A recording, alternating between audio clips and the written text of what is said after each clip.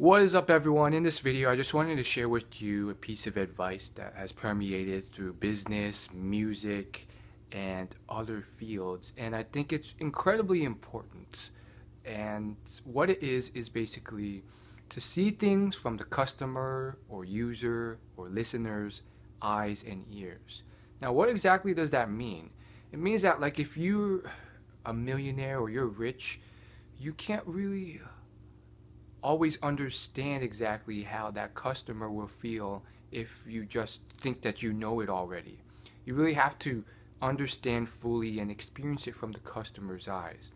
And there's plenty of great examples of this. One of them was Michael Jackson. He actually would buy a affordable radio and listen to his music through that radio. And when people asked him why, he said it was because that he wanted to hear his music through what the listeners would hear his music from. You see, when you become established, you forget certain small things like that. So instead of listening to his music through 10,000 dollar plus surround sound speakers, he knew that the great majority of his listeners would listen to his music through that tiny radio. Nowadays, maybe it's just headphones, probably earphones or earbuds, and you have to realize that this is what the customer or the listener will listen to that music through, and therefore those small things can really help shape and sculpt your craft so that the experience is better, or at least intended to be how you want it to be for the user. And in the instance of music, of course, that meant that certain things that would come out better on a surround sound premium speaker would not come out as well on headphones or the radio, and you'd have to adjust for that. Now, of course, there's plenty of other examples in business. There's this investor, his name's Chris Sacca, and Google says his net worth is over $1 billion.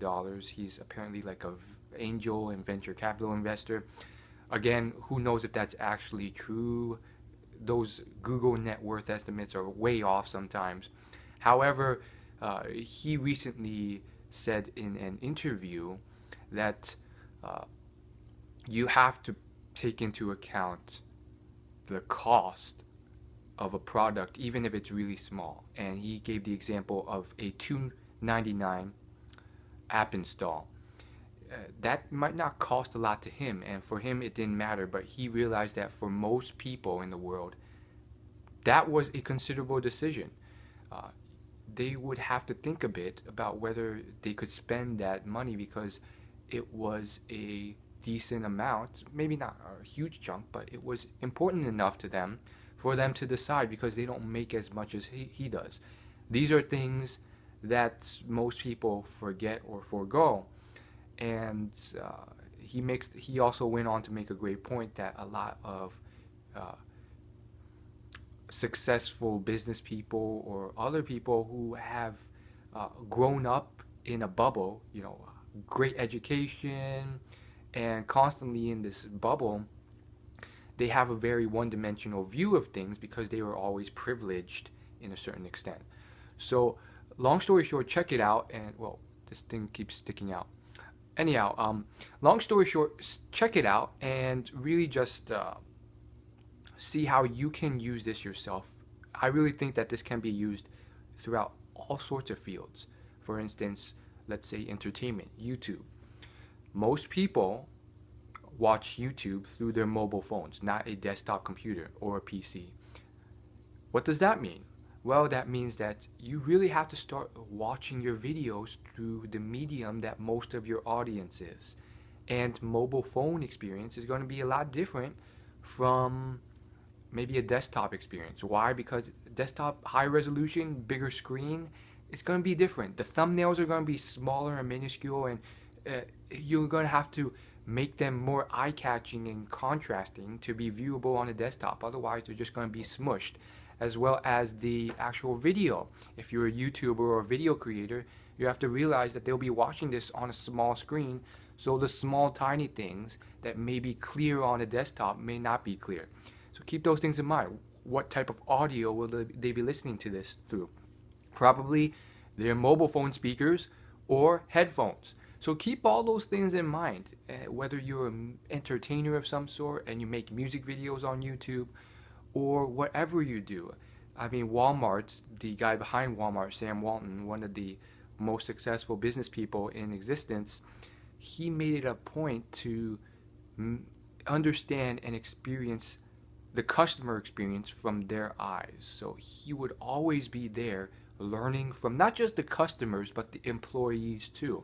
He would crawl on the floor, examine and measure the aisle widths, and he, at the point where he was the richest person in the entire US, he spent a whole day, because that's just the type of guy he is. He was probably wired that way, but he didn't spend it, drinking champagne or living in a mansion. He spent that time, an entire day, sitting in the passenger side of one of those huge delivery trucks to experience how one of his employees and the rest of his employees who were truck drivers experienced their day, so that he could tweak it, see if there's anything that was, really uncomfortable or just inefficient that he could help on. So those are the things that I think really separate the best from the good or the great. I think the person who starts a business or whatever else and he's too good, or oftentimes it's not that he's too good, he's just unaware of even doing that, and there's some type of distance between him and trying something out, like say the founder of Uber doesn't bother to even experience the Uber or be an Uber driver himself. That would be a horrible situation, and that's just an example. Actually, the founder of Uber actually does drive out the Uber, and he's actually been rated as a driver before. So I think that's really important, and just being aware of that's important. In fact, the Uber founder, in a recent interview with Stephen Colbert, he said that he did it for fun, and maybe there's a lack of awareness there. You should be doing it more than just it's fun. You should be doing it to experience what one of your employees, because that's kind of what an Uber driver is in a certain way, a contractor, a freelancer, how they experience an Uber driver ride and see it from their shoes, not just because it's fun.